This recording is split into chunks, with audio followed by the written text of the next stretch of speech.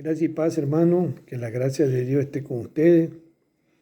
Pues hoy quiero compartirle un pequeño mensaje de reflexión que tuvimos nosotros el día miércoles en nuestro momento de oración, en la cual pues hablamos mucho acerca de la palabra es como en miel. He titulado este pequeño mensaje, su palabra es como miel. ¿Cuál palabra? La palabra de Dios. Vamos a ver algunos pasajes antiguos testamentarios y luego la aplicación a la gracia, sabiendo que en el antiguo pacto fueron promesas y hoy en el nuevo pacto para ti y para mí es el cumplimiento. Voy a dar la cita y solamente voy a hacer un bosquejo de lo que habla cada libro. Ustedes pues en su momento en su casa escudriñen y lo analizan más a la perfección.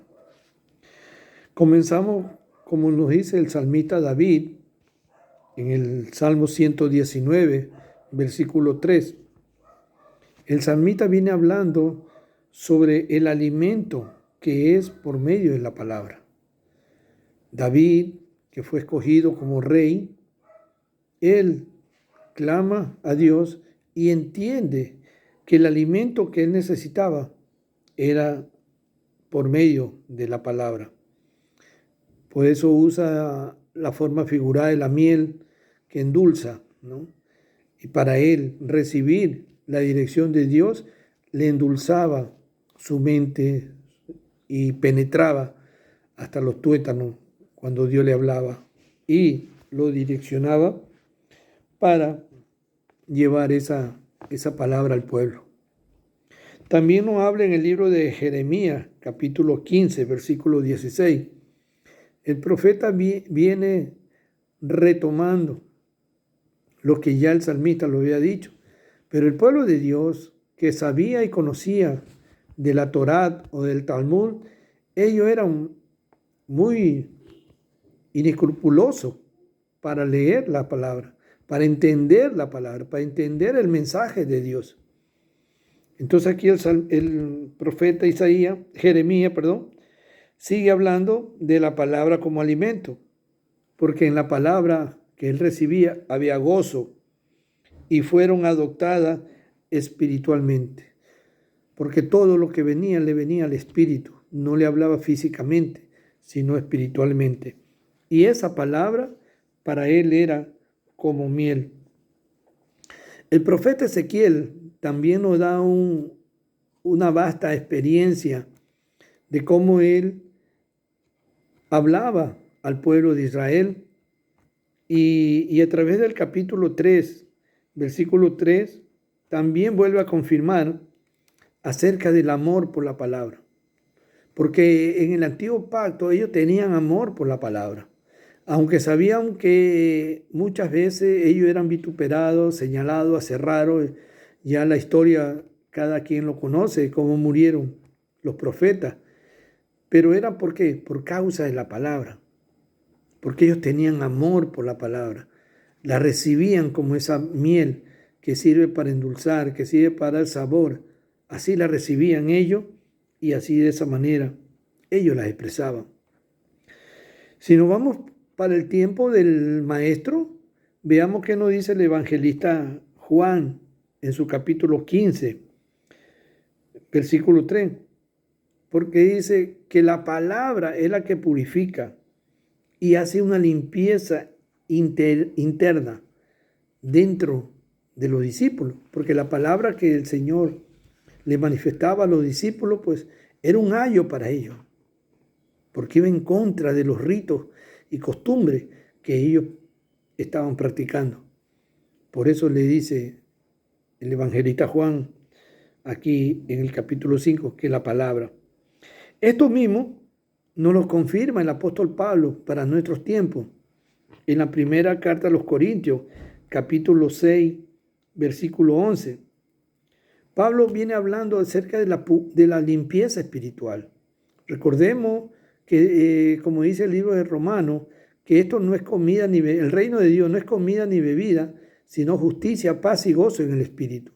Entonces en el espíritu, Pablo estaba diciendo aquí que era una limpieza, una justificación y una salvación. Y por último, una regeneración. Eso es lo que hace la palabra en cada uno de los creyentes. Por eso sigue el apóstol Pablo hablando en el libro de Romanos, capítulo 10, versículo 8, porque la palabra llega ¿a dónde? Aquí, a esta mente, no aquí el corazón. El corazón del creyente es la mente. Estos son los sentimientos, por lo cual muchas veces nosotros somos tropiezos por lo sentimental. Recordemos lo que pasó en el huerto del Edén. Adán recibió instrucciones, pero como amaba a su esposa, aceptó comer del fruto prohibido y fueron los dos sacados del huerto, porque ellos se manejaban sentimentalmente.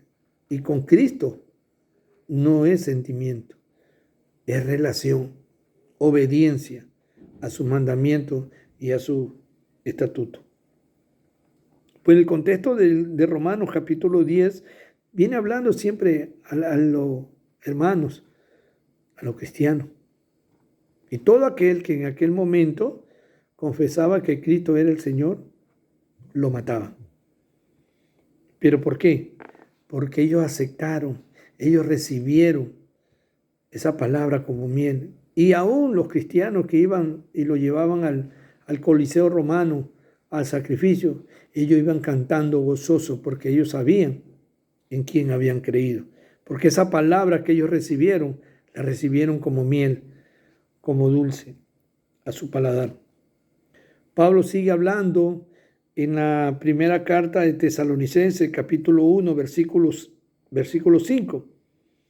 El poder que tenía la palabra, el poder que en ese momento la iglesia de Tesalónica estaba viviendo por la revelación del Espíritu Santo a través del apóstol Pablo. Ese mensaje que él venía hablando de Hechos 26, 19, 20, ese mensaje traía poder y comenzó a dar fruto para tener una hermandad espiritual. Y de eso es lo que viene hablando el apóstol Pablo.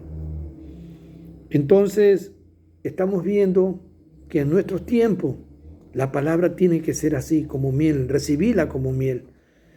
Claro, luego vamos a ver un texto en Apocalipsis donde dice que nos amarga el vientre. ¿Por qué? Porque todo lo que comemos físicamente nos hace bien, pero si la comida nos cae mal, tenemos dolores en nuestro estómago. Cuando la palabra penetra por la boca, no por esta, por aquí, es donde viene y amarga.